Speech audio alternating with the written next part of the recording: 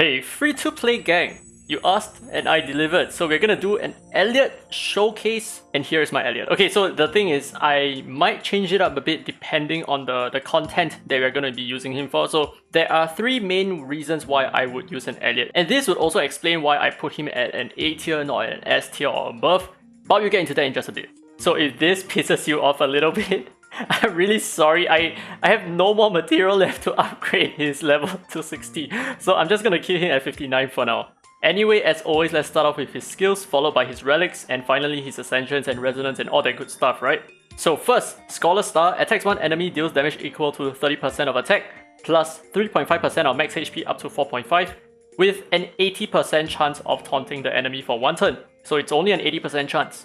Now, here is the second skill, Sharp Stratagem attacks one enemy 3 times. Each hit deals damage equal to 20% of attack, plus 2.5% of max HP, which goes up to only 3%, and each hit has a 50% chance of taunting the enemy for 2 turns, gains a shield for 2 turns, and shield strength is equal to 25% of max HP, plus this skill would not miss. Now, even though this says it won't miss, it doesn't mean that the taunt will always apply. That is not true at all. That's entirely not true. Just think of it as this skill is now considered a shimmer type skill. But of course, it's a little bit more complicated than that. So this skill goes down to a cooldown of 4 turns, which is okay. It's not bad.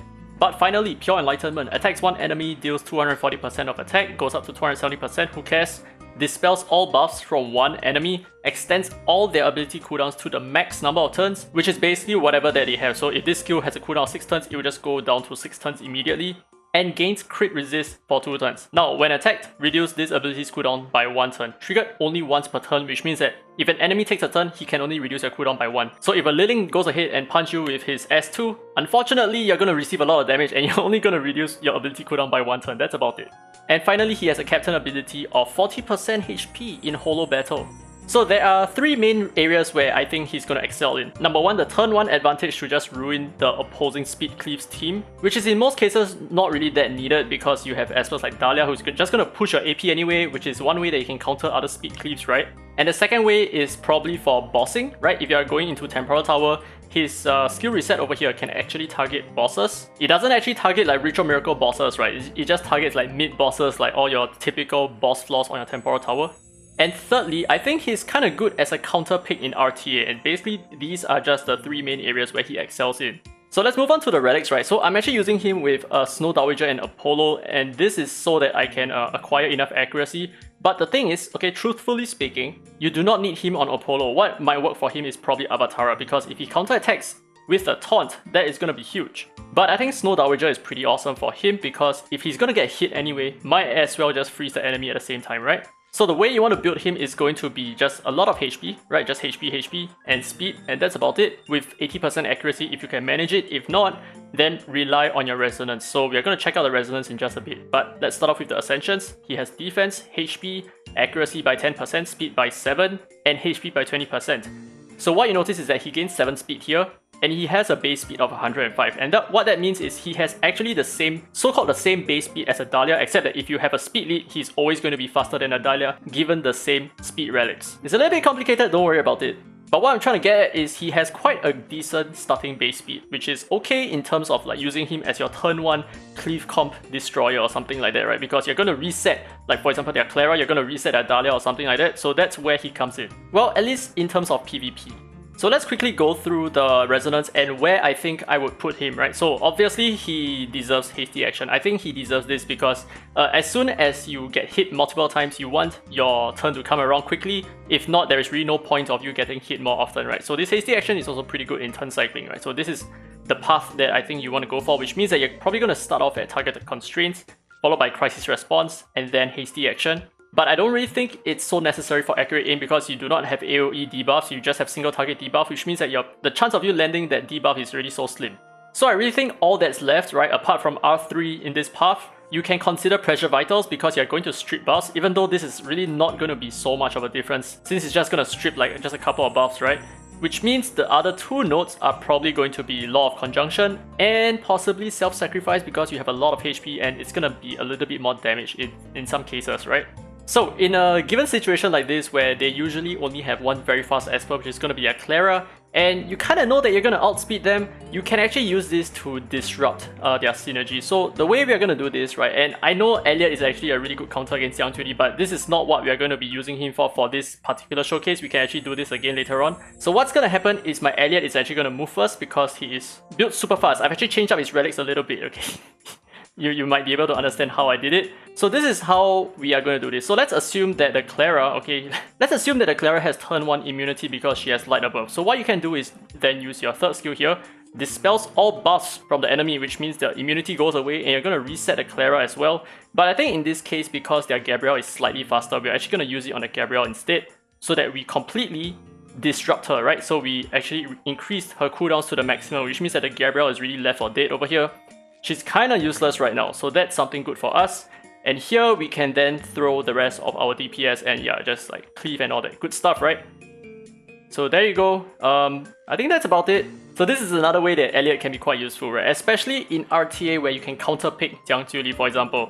So what you're going to do is you're going to reset the Jiang Jueli first. Wow, Avatara. Avatara doesn't even work for his demon mode, dude. So you're going to reset him like so. Okay, great, get a cooldown reset over there. Did quite a fair bit of damage as well. And just pop him off. And that's it. Jiang Jueli is dead. Wow. So yeah, that's basically it. But honestly, I tend to use Taylor to to overcome this situation where I have not enough DPS. So here's the thing, my Elliot just got his second turn and he is down cooldown from 6 to 3. That's amazing because he got hit twice by AoE targets. And that's gonna bring us to the next point, which is he's a great counter pick in RTA against AoE heavy comps.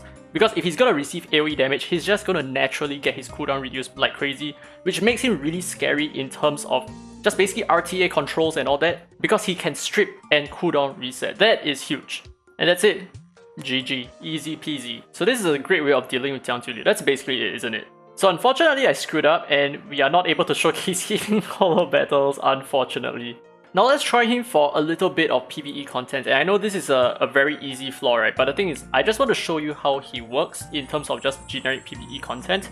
So like for example, Temporal Tower and all that, right? This should roughly be about the same difficulty as some of the flaws. So what I want you to understand is, the reason why I showed you that flaw is because we have rooted on this fight. So for example, all enemies are immune to controls, but what you realize very quickly is that taunts are not actually controls. You can still use taunts and silence as a form of control, even though enemies are immune to control. It's not exactly a control. So I guess let's just go ahead and clear this up a little bit, and we are probably gonna lose. Well, hopefully the two bad boys over there aim my Elliot, please. Okay, look, this is gonna reduce my cooldown like every time they land some AoE attacks, right? So but anyway, the thing is my cooldowns are already up. We didn't even use our skills. Now the nice thing about using him in some of these PvE cases is, yes, I know I lost my sender, but the thing is, now the two Xiaoyins are just gonna go for him because he's the only Inferno type, which would then allow us to get our third skill up a little bit more frequently, right? So let's just take a look at that and see it play out live over here. So he's gonna get hit, right? Reduce 1 turn of cooldown, reduce another turn of cooldown, and I think he should have about 3 turns of cooldown on his turn. So let's just check it out. And yeah, there we go. So 3 turns left of cooldown, which means that we just need to get hit twice again, and that's about it, right? We are good to go. And there you go, that's 1 hit, and I think we're gonna die because we got a defense break. Hopefully we don't die over here, hopefully. Can we push our AP and get a heal? We do get a heal, amazing stuff. Okay, so because of that, we should be able to survive it, I think. And now we get our third skill up again, so that's pretty interesting, pretty cool, I think. Now, I want to show you how powerful Snow Dowager is for him, especially when he's tanking. So I went ahead to remove the rooted over here, so we can see it play out quite a little bit as well. So what we're going to do is we're just going to probably reset a living, because we can see him, right? So we want to reset the living because the Louis is going to recharge our cooldowns, right? So that's a good thing for us. Like so, right? Cooldown reduced. And now cooldown reduced again. And unfortunately, he was stunned, but that's not really going to be a problem. So I want you to see how when they generally land attacks on us, we should freeze them time and time again, right? So we're going to go ahead and lure him. Oh, we didn't get the taunt over there. Okay, here comes Sky Shot. Do you get frozen? You do not get frozen, unfortunately. And now we have our third skill up again. So what we're going to do is, I think we're just going to strip that, right, and reset.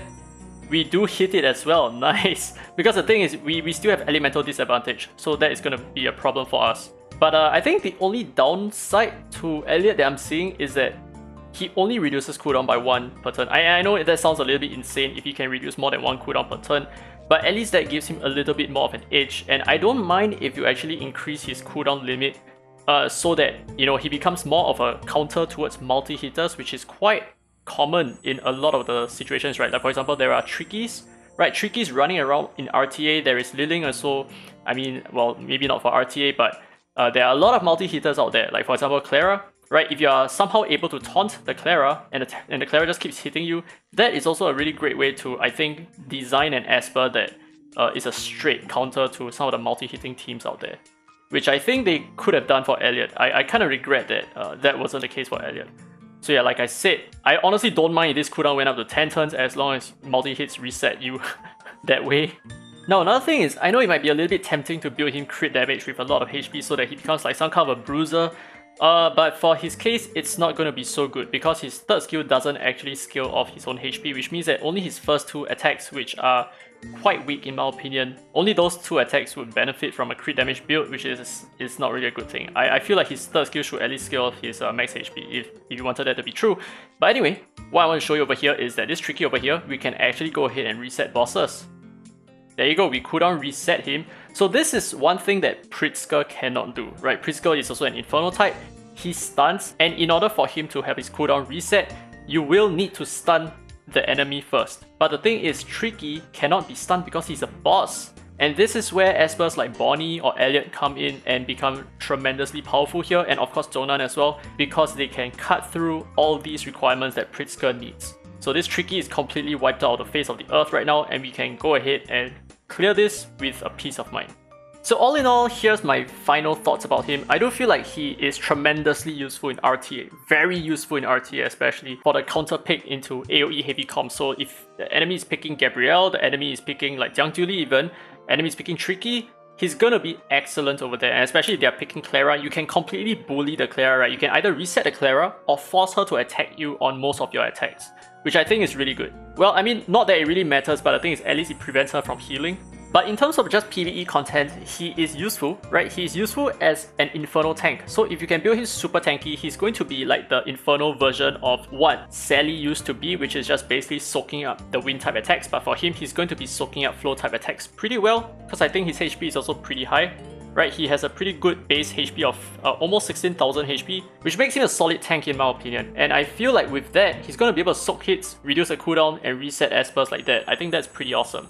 But apart from that, I think he lacks a lot of use elsewhere. I mean, that's not to say that he's bad, he's still good, but I think he lacks use in a lot of the generic content that you might use him for, especially the auto-repeat content, which I think is quite important in most players' rosters nowadays. So that's my final verdict. He's a fun Esper and a good Esper to have, but not essential at all. And I hope this video was helpful to you. If it was, don't forget to leave a thumbs up, it really helps the channel, and subscribe for more dislike content. Now with that said, this has been Derry Free to Play, and as always, I will see you in the next video. And I just realized that my Snow Dowager didn't even proc once, didn't it?